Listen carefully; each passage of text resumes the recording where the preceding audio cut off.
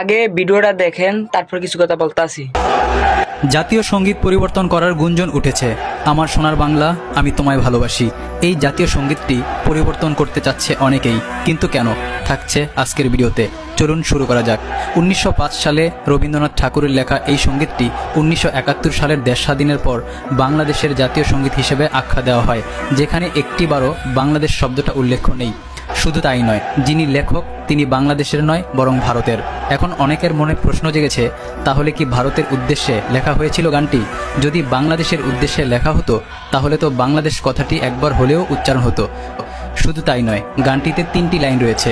এর মধ্যে একটি, তোমার আকাশ তোমার বাতাস আমার প্রাণে বাজায় বাঁশি, ওমা আমার প্রাণে বাজায় বাঁশি। এখানে মা কাকে বোঝানো হয়েছে?